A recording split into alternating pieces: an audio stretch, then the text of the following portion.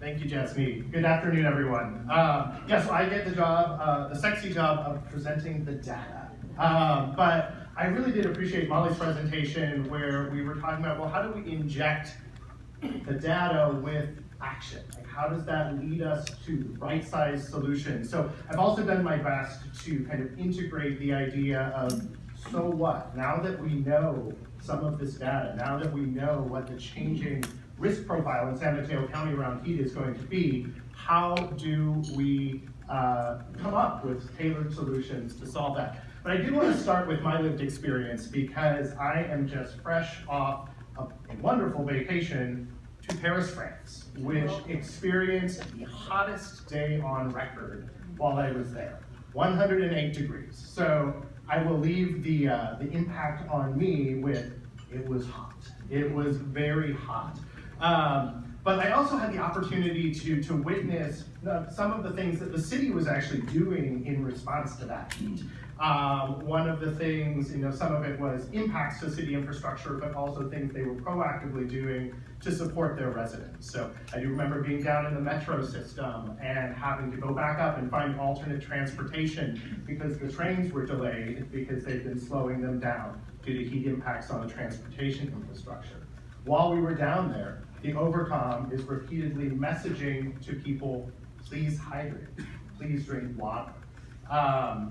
One of the things that the train did, if you've ever been, you buy your tickets, it's good for one train ride, but due to high heat, they were trying to encourage ridership to minimize cars on the road. And so they actually came up with a reduced daily rate for the public transit system to try to minimize air quality and emission impacts from the cars. And then of course my Airbnb had no air conditioning, so I got to experience that. But I think one of the things I really did also experience was the privilege I had as someone who had access to a lot of resources to beat the heat. I could take naps in the hottest part of the day and go adventuring at night and not be out working there like some of the construction workers that I saw. I was able to walk into the lobby of a hotel and ask for some water and be welcomed there. So it was just really a very stark experience. While I was loving my vacation, I was kind of soaking it in, knowing that I would be coming here and talking about heat.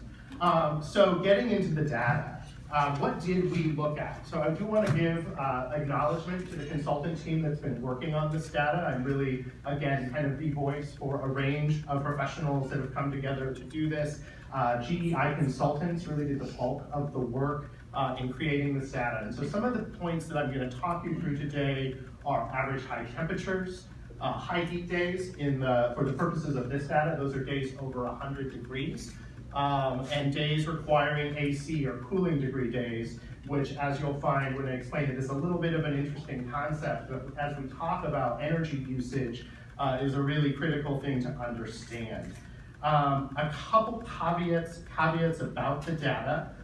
The data we're looking at is kind of a no action scenario. So when we're looking out at the scenarios that we were looking at, which is kind of a historical baseline around 1995, 2030 and 2070, this is not assuming any action taken to mitigate emissions. So we can change this. It's actually a great observation that we can make these numbers better with action.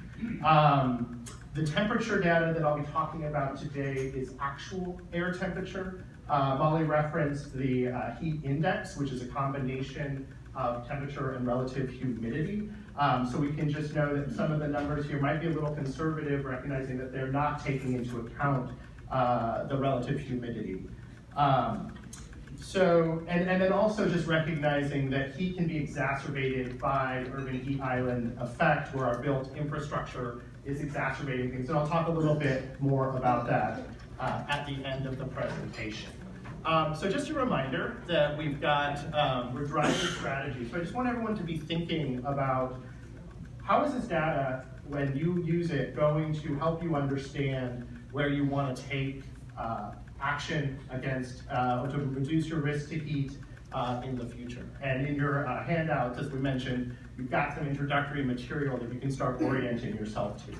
So average temperature. it's getting hotter in San Mateo County. You can see some numbers up here. By 2030, temps increasing on an average by up to 2.2 Fahrenheit, by 27, 5 degrees Fahrenheit. That's pretty consistent with what we're seeing. And this next figure here, I had my analysts come to, by 2070, almost all of the county is going to see an average temperature increase by about 4%. Now these numbers may not feel like a lot, but remember this is average high temperatures over a year. So hot days are getting hotter, cool days are getting hotter.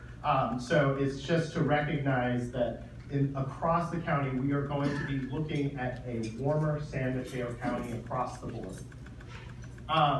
Probably more critical when we think about the impacts to our community are that high heat days. Days over 100 degrees are going to become more frequent. I think this is a really interesting number. This is kind of the threshold for the data that we pulled, but we've already had some conversations today about, what type of level of heat are you acclimated to? At 90 degrees, we're seeing impacts on outdoor workers. At 80 degrees, you all want to sit here in an air-conditioned room at 80 degrees for 3 hours listening to us talk? Like, where is your what level of heat are you accustomed to that is going to kind of drive impacts, whether that's loss of productivity, all the way up to health impacts and death. So looking across the county, you're going to see these are some of the maximum numbers we saw for high heat days going up to 2070. So we hear 13 days over 100 degrees in 1995, 21 days in 2030, 35 days, almost 3 times the number of high heat days as a max in San Mateo County over the trends for this data. Zooming in, just to give you a little more of a flavor of what's going on in the community, here's an area around Pescadero. We've talked about farm workers and what we might see. Some of the higher numbers here, we're looking at 10.8 more days over 100 degrees in this area. And think about all of this is really going to be centered around the months when agricultural workers are out there doing their jobs. So this really hopefully kind of illustrates where in the community, some of these spikes and increases really are going to have significant impacts on our community. Highlighting just a quick strategy, so what do we do about it? Many of you may be familiar with the concept of cooling centers, locations where you can go and access an air-conditioned space. Just a few thoughts here, making sure that we're providing space that is accessible to our socially vulnerable populations, that they have trust in the institution that's providing it, potentially co-locating with other services, and incorporating cooling centers as a broader strategy to address heat adaptation. So whether that is your planning, whether that is identifying appropriate thresholds for emergency warnings, outreach and education. So something to think about when you're thinking about strategies for high heat days. Increasing heat requires more energy. One of the data points we looked at was called cooling degree days, and I'll see if I can do this justice. So basically what we're talking about is that the data kind of makes this assumption that 65 degrees we are comfortable, and that any degrees above that are degrees that we will need to cool using air conditioning or other methods to be comfortable. And so what we looked at was, as climate conditions change, what happens in terms of the number of degrees that need to be cooled. So when you think about it, this is done as an aggregate. So each day, let's say you have a 65 or a 75 degree day, that's 10 degrees over 65. And so over the course of the year, you add that up and you get your cooling degree days. But to make it really simple, just think about it as the amount of heat that needs to be cooled for us to be comfortable. Hopefully that helps. It took me a while to wrap my head around this. So in San Mateo County, what you can see is that our need for energy to cool our communities is increasing significantly. When you look at 2030, an 89% increase, in 27, a 676% increase in degrees to be cooled. So that really is critical when we are thinking about access to air conditioning, critical choices that folk on low income are making in terms of using those services, demand on our energy system, the impact and the intersection of power outages and heat, So something to think about, and then drilling into East Palo Alto. You see the senior center here, kind of right in the middle.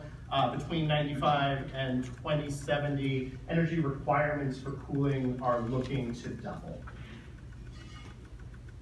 So a quick strategy here, residential energy solutions. How do we work with residents for energy efficiency assessments, home energy retrofits, increasing energy standards? Violet, I know a lot of work at Tara's doing around energy, so she would be a great resource to talk about maybe what they're doing in East Palo Alto around this. A couple considerations for me to leave you with. As mentioned, heat is very complex. So a couple concepts just to layer on top of some of the data that I'm showing you. Urban heat islands. We talked about the fact that the built environment kind of exacerbates heat, whether that is infrastructure that is absorbing heat, roads, pavement, parking lots, heat generating activities like generators in vehicles, and absence of vegetation for shading. So the project team is looking at the heat island effect in San Mateo County and its intersection with things like tree canopy and vulnerable communities. So just know that that's something, as the county continues on its journey to understand heat, that will be further assessed. I did want to give a shout out to Daly City and Project Green Space. Stephen Stolte, if you're in the room, raise your hand.